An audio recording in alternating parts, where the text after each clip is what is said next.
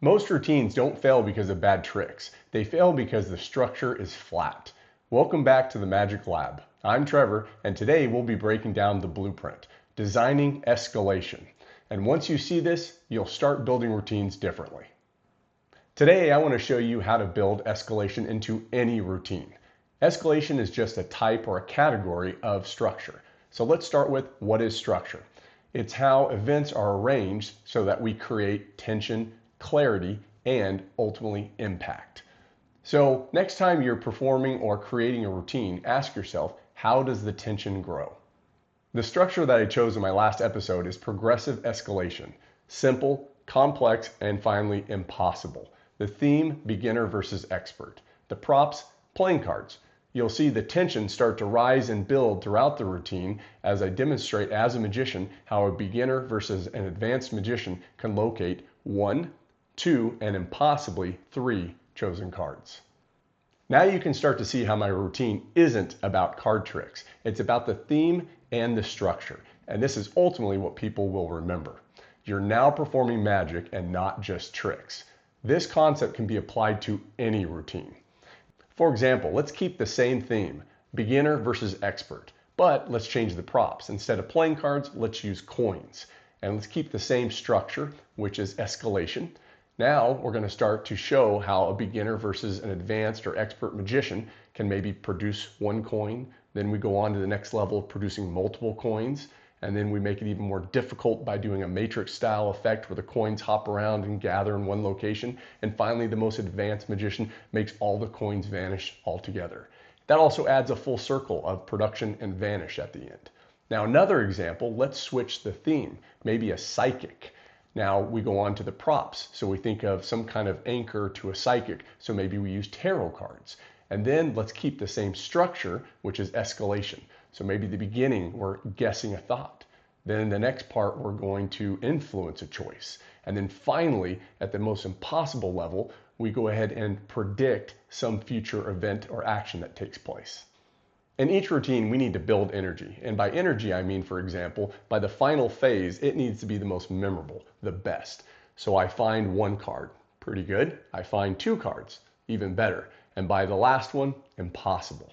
Also, we need to look at contrast. So there's inherent contrast in this routine that there's a beginner magician, which is okay, to the expert, which is amazing. Also, expectations. You can see how the tension is building from the beginner magician to the advanced. The spectators are waiting for something more and more impossible to happen on each phase. All right, this is where the fun starts. I want you to try this. We're going to make a creative grid. I want you to get a piece of paper and make 3 columns. The first column is going to be labeled themes.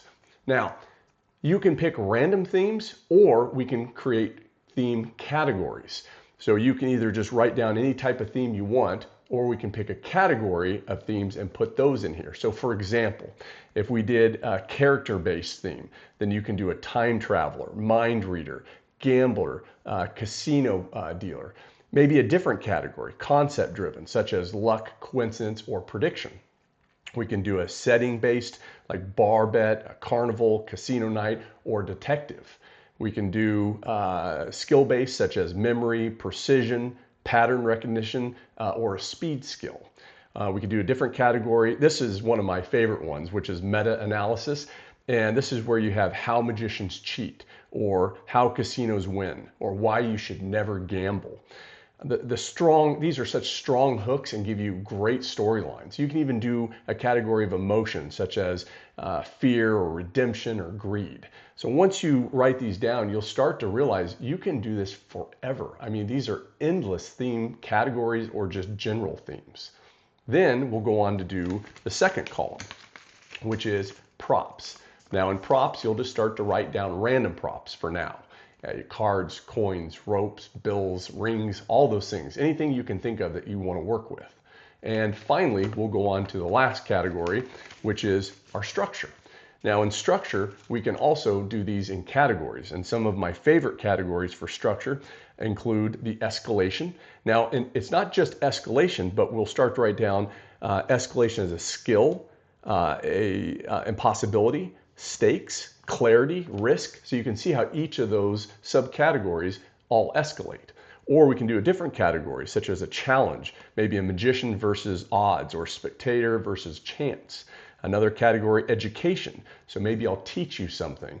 I'll demonstrate it and then I'll show you how to do it, but then actually at the end, an impossible kicker ending. We can do a condition tightening, which means each phase gets more restrictive. So I get to shuffle the cards and find a card. Second phase, you get to shuffle the cards and I still find the card. Next, neither of us touch the deck and I still find the cards. And maybe even a final phase where I'm blindfolded and turned and I can still find the card. Now, another category you could do, which is one of my favorites, is callback. So maybe you produce an item. The item becomes important throughout the routine or used, and then finally it's used in the final phase, and for example, it turns into some impossible souvenir to hand out. So once you have all of these categories written out, you can make several of these pages, and you just start to randomly, I suggest at first, just circle or pick one of these and create a routine based on that. Now you don't have to go out and perform it. This is just trial and error. And once you find something that you really like, you'll start getting better and better at this. And I guarantee you're going to enjoy doing this. And remember, it's theme and structure that makes tricks into a routine. Try this exercise out. Pick a random theme, prop, and type of structure and start building something worth remembering. And if you do, let me know what you create. I'd love to hear how it goes. Next time, we'll take a look at one technical shift.